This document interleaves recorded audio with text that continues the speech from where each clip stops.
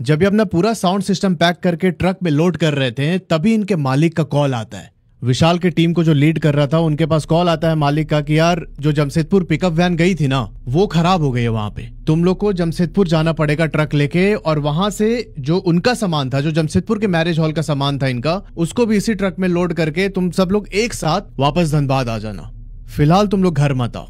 अब जैसे ही मालिक का फोन आता है उसके बाद ये सारे के सारे बहुत रिलैक्स हो जाते हैं। आराम से इन्होंने पैक किया, सोचा कि यार जमशेदपुर ही तो जाना है, रांची से जमशेदपुर की दूरी मात्र 130 किलोमीटर है। अब इन्होंने पूरा पैकअप किया, फिर उसके बाद खाना वाना भी खाया, थोड़ा सा आराम किया, और फाइनली जब निकलने का टाइम हुआ जमशेदपुर तो उस समय घड़ी में बज रहे थे 7 शाम के 7। अब जो विशाल की टीम के साथ इनके ट्रक का ड्राइवर था, ये बैंड में काम करने से पहले इस रूट पर ड्राइव कर चुका था। रांची से टाटा वाले रूट पर ये अपनी गाड़ी लेके जा चुका था, पर दिन के टाइम। आज पहली बार ये रात के टाइम उस रूट को क्रॉस करने वाला था। थोड़ा बहुत इसने सुन रखा था कि यार जो वो तैमारा घाटी वाला एरिया है वो थोड़ा रात के टाइम सेंसिटिव है, उसको क्रॉस करने में ऐसे रिस्क है।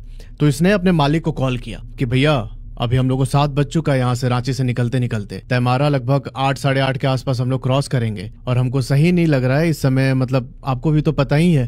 तो उधर से उनके मालिक बोलते हैं कि तुम लोग टेंशन क्यों ले रहा है, तुम लोग अकेले थोड़ी है, तुम में से अगर किसी को अकेले आना होता तो हम खुद ही मना कर देते, तो इतना लोग है तो कोई खतरा नहीं होना चाहिए, ठीक है, भगवान का नाम लेके आ जाना। सार्जेंट डीजे के मालिक को भी अंदर से वो चीज तो पता थी कि उस घाटी पर क्या होता है। अभी रांची से सिर्फ ये लोग 10 किलोमीटर या आगे पहुंचे थे। नामकुम करके एक एरिया आता है। नामकुम पहुंचते ही इनके ट्रक के आगे वाले टायर से पट की आवाज आती है। ड्राइवर ने उतर के देखा तो इनका टायर पंक्चर हो चुका था। अब इस ट्रक के टायर को पूरा फिक्स करते कराते इनको रात के 9 बज गए नामकुम में ही। जमशेदपुर अभी भी करीब 120 किलोमीटर दूर था वहां से। विशाल बताते हैं कि जैसे ही हम नामकुम में ट्रक फिक्स करके 20 किलोमीटर और आगे जाते हैं ना, तो पूरा लैंडस्केप चेंज हो चुका था।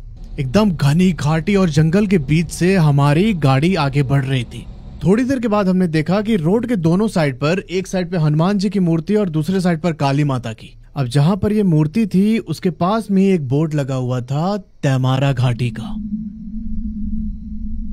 पर तैमारा घाटी में एंटर करने के साथ ही विशाल और उनके दोस्तों से एक भारी गलती हो गई। अब वो गलती क्या थी एग्जैक्टली वो मैं आपको आगे बताऊंगा। इस ट्रक में ड्राइवर के साथ आगे वाली केबिन में 4 लड़के थे, और जो ट्रक के पीछे का पार्ट था उसमें 5 लड़के थे, जिसके अंदर पूरा डीजे साउंड का सिस्टम और इनका जो जनरेटर ये लोग लेके जाते हैं अपने साथ वो था। अब जैसे ये लोग तैमारा घाटी के अंदर एंटर करते हैं ना, विशाल बताते हैं कि जो स्ट्रीट लाइट थोड़ी बहुत लगी हुई थी वो बहुत फ्लक्चुएट हो रही थी। मतलब सारी की सारी लाइट कभी डिम होती, कभी पूरी ब्राइट हो जाती, कभी डिम होती, कभी पूरी ब्राइट हो जाती।